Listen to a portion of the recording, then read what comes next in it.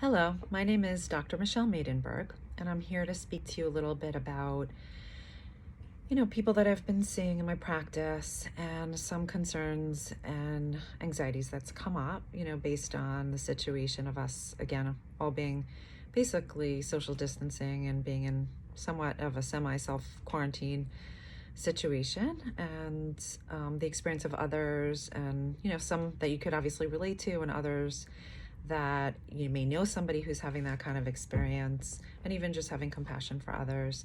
And then we'll, of course, end with a guided meditation. Our mind tends to go into the what if, and the uncertainty definitely provokes a lot of catastrophizing and wondering how we'll be able, to cope with this adversity. So it's the only thing we could do. And the only thing we really know is the present moment, what's happening in the here and now. We don't know what's going to happen in 2 minutes from now. We don't know what's going to happen in 15 minutes from now. The only thing we know is right at this moment. And I remember I took this workshop with Stephen Hayes, who is the creator of acceptance and commitment therapy, which is the type of treatment that I do, one of the types of treatments that I do. And I remember at the beginning of the workshop, he said to us, do you remember your grandparents? And then we had to think, and of course. And do you remember your great-grandparents? And never met them. And then, do you know stories about them? A few stories. And then, do you know anything about your great-great-grandparents? And again, I was like, no. And then, what about your great-great-grandparents? And I was like, no. And he's like, that's going to be you. And that was, pretty shocking that, what we have right now is so critical. And if we could give to others and be purposeful and do things in a meaningful way, that could be so important to us. And that we could only live in the moment. We don't know what's going to happen in a minute from now and in 5 minutes from now. All we know is what's happening right now. So because of all of those reasons, it's important for us to really kind of acknowledge and accept and validate our feelings, and then also try our best when our mind kind of floats away, which it's inevitably going to do because we do have worries, to really bring it back very gently, non-judgmentally, and to be here, and be able to be present. So hopefully the guided meditation will help with that. So I'm just going to talk a little bit about the experiences that some of my, patients are having, which has been pretty challenging. I have one patient who's a nurse, and she was asked, as part of the protocol in the hospital, to test individuals for coronavirus. And as you can imagine, she's so concerned about her health and getting infected herself that she's literally having panic attacks and very, very symptomatic because of the fear that she's really sitting with, which is really kind of wreaking havoc, I'm going to say, on her, physiological system. And she's really in the kind of like stress response. And then I have like first responders that I work with, which, if you can imagine, they're kind of in the front lines of working with all different kinds of people, and they have to be there. So they're concerned about their own health. There's a woman who I'm working with who is still going to her office, and she talks about how her boss is insisting that she come in, and she feels, compromised being there, but she doesn't really feel that she has the ability to assert herself because of her concern and fear of losing her job, which she obviously needs to sustain an income. And then a lot of younger kids who are really going into the future and, again, mind reading and, kind of predicting the future about whether they're going to be able to go to sleepaway camp or not, or whether they're going to be able to go to day camp, and what it's going to be like for the rest of the school academic school calendar, and if they're going to have to do online learning for the rest of the school year. A lot of really, grave concerns about that. And I have this 98-year-old woman that I'm working with, and, she had tears in her eyes, and she said to me, I don't want to die this way.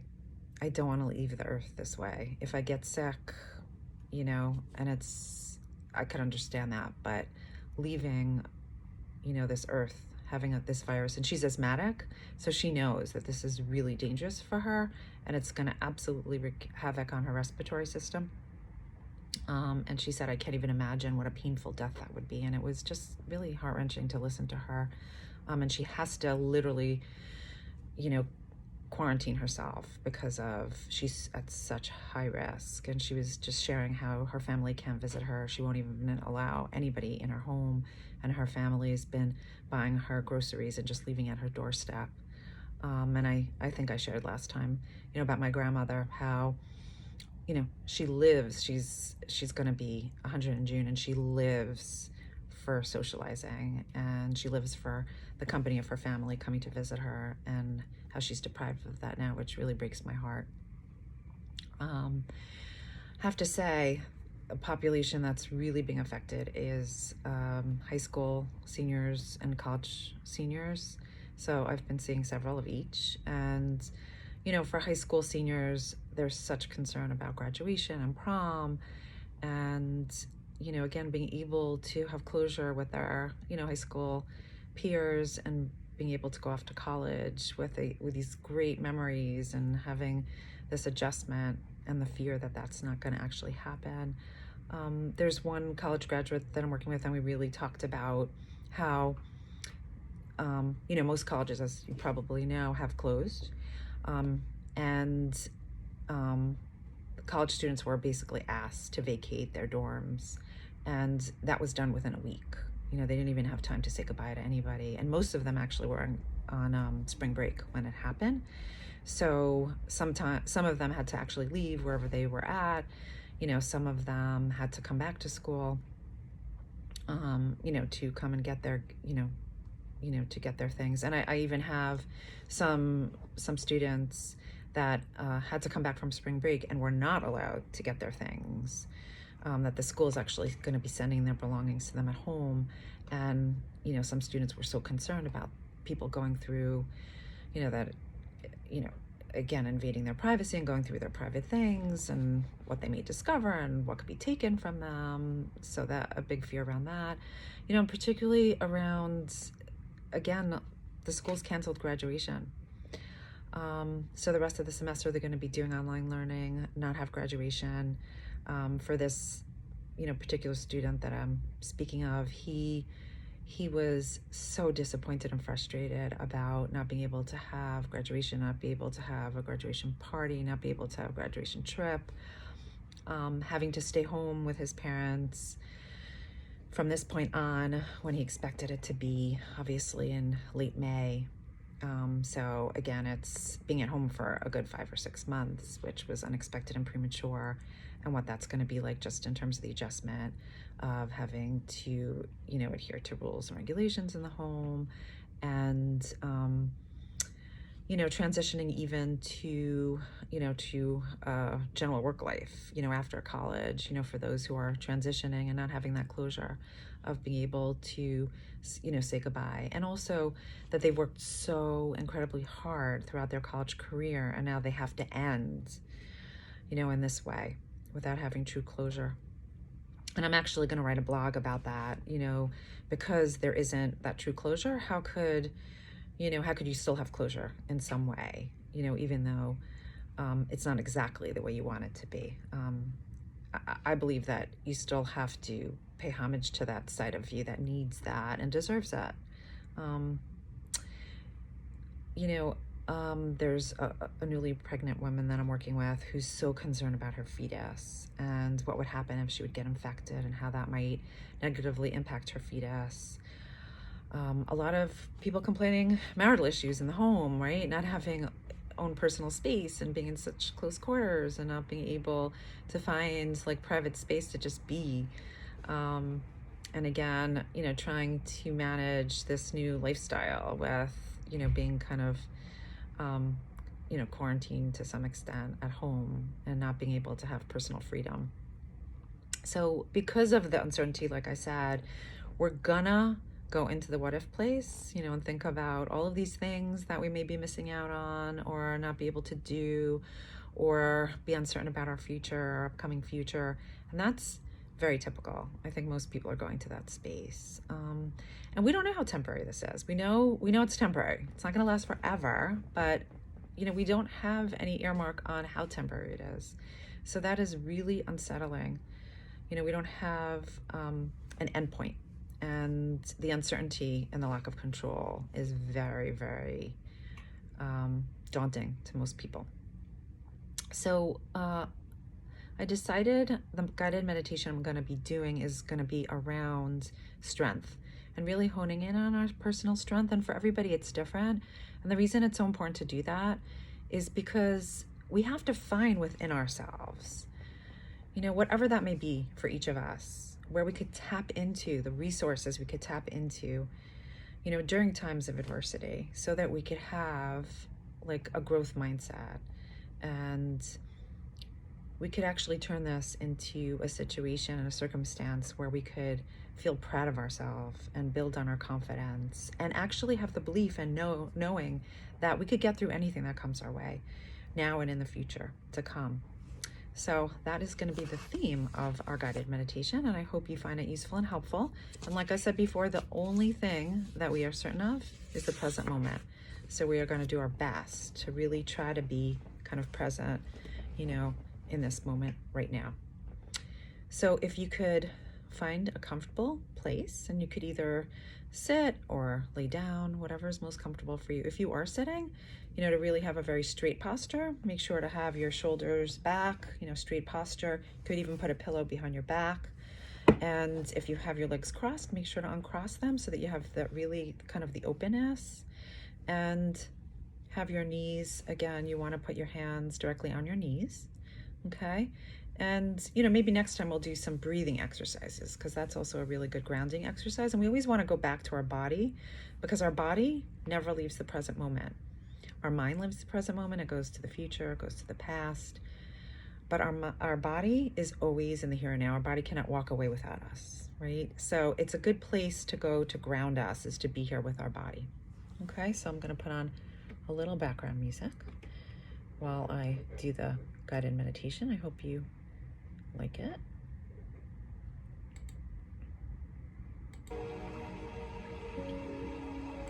Okay. So what I'm going to ask for you to do is, again, is you want to sit up straight, okay? And if you feel comfortable enough, please close your eyes, okay? And just sit again with your back straight.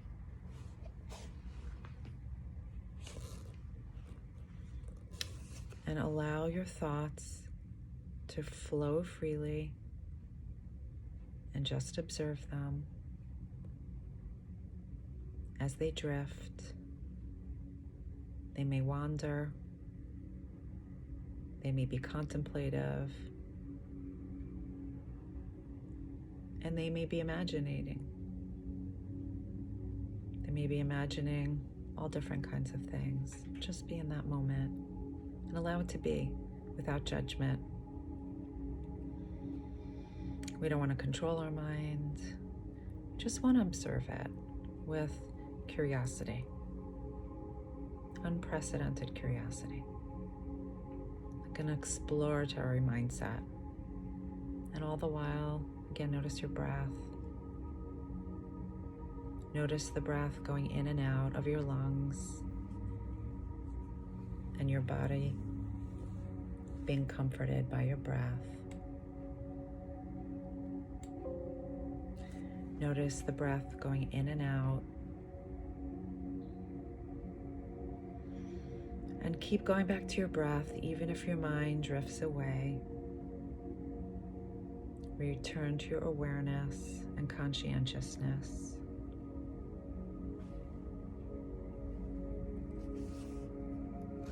Just notice it. And be aware of your chest inflating and deflating.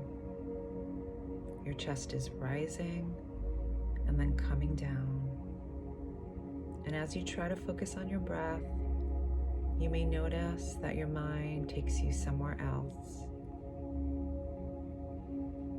You may be thinking about the day, things you need to accomplish, or challenges you want to work through. If your mind wanders, gently bring it back to your breath and label it thinking. do it in a loving, non-judgmental way. Everyone has mind clutter, but this is the time to focus on yourself and your body. When you return to your breath, you may find that your mind keeps bringing you back to other thoughts. Again and again. If your mind clutter comes up, gently and non-judgmentally and thoughtfully, thank your mind for reminding you that it's there.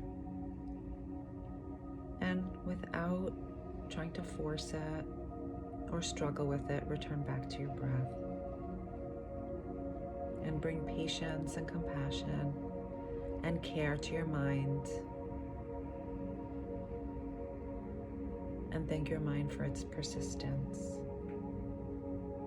As you sit, become aware of your body, any physical sensations, feelings of pleasure, and possibly tension. Acknowledge these sensations. Make room for it.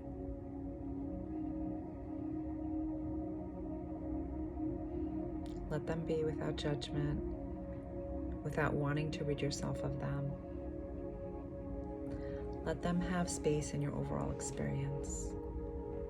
Notice any sensation, comfortable or uncomfortable, again with curiosity and inquisitiveness. Give it space and allow it to just be there. Accept all of you and everything you bring to the experience. Thoughts may keep coming up, general thoughts, thoughts about thoughts, and judgment about your thoughts. Again, remember, just label thinking and come back to your breath. And if you notice a certain quality about your thoughts, if they are in sync with the way you usually think, you could label that. If you're worrying, just label it worry. If you're feeling angry, you could just label it angry. If you're judging, label it judging. If you're planning, you could label it planning. Whatever thought arises, gently just label it and just observe it. And find yourself with an open heart for your thoughts and for all that you are. And just return to your breath. And your feelings and sensations. And focus may change from moment to moment. When was the last time you thought about And your allow liver? yourself. The fact is, liver disease is on the rise. Risk factors include obesity, hepatitis C, and... Sorry about that. And allow yourself again to just be. See, there was a moment of interruption, and we never know what's going to happen. We have to just be ready with whatever comes up.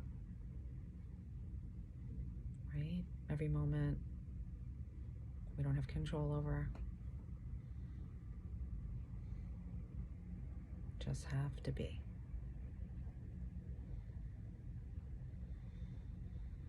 And all sensations are okay to have, and they're wonderful parts of you.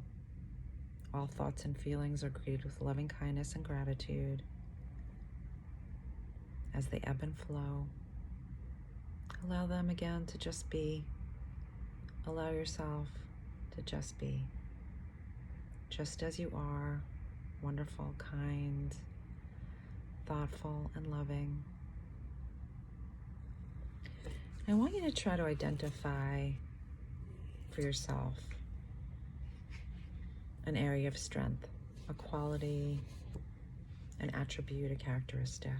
And it could be, for example, where you feel intelligent. I'm going to name some: dependable, open-minded, thoughtful, warm, ambitious, creative, right? Humorous, sociable, compassionate, more confident, hardworking, conscientious, insightful, whatever it is for you. Identify your core strength. Something that if you think about yourself and you think about, what attribute represents who I am. If people were to talk about me and describe me, what adjective would they use? I want you to think about, how you might have acquired that strength. Is it innately who you are? Is it something that was modeled to you from your parents, for example? Is it something that you were taught?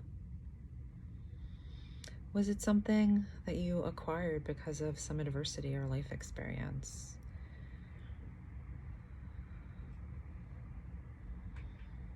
And take a moment to thank that part of you. To say thank you for giving me the ability to be intelligent, or thank you for giving me the ability to be so compassionate, and have gratitude and appreciate that part of you just for a moment, and think about,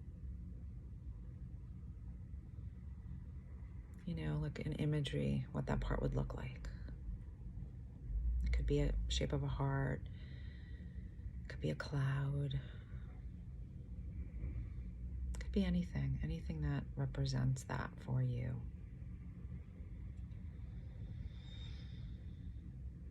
And repeat in your mind, I am okay just as I am. I'm thankful for who I am.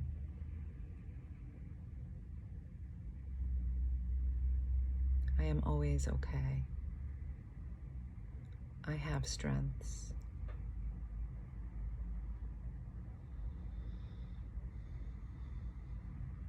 I will continue to be a better version of myself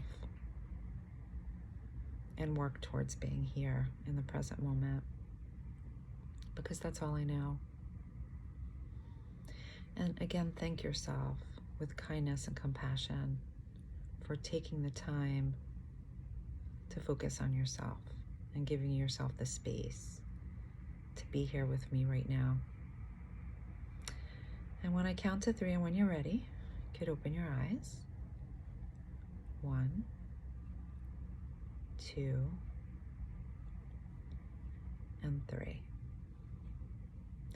And I want to thank you so much for taking this time to really pay homage to yourself, to going through this adversity and challenge again, which we're doing together. So I'm here with you. We're all here together. We're in this together. So wishing you a wonderful weekend. And again, please stay safe and healthy to all of you, your friends, your family, and your community. Have a nice rest of your day.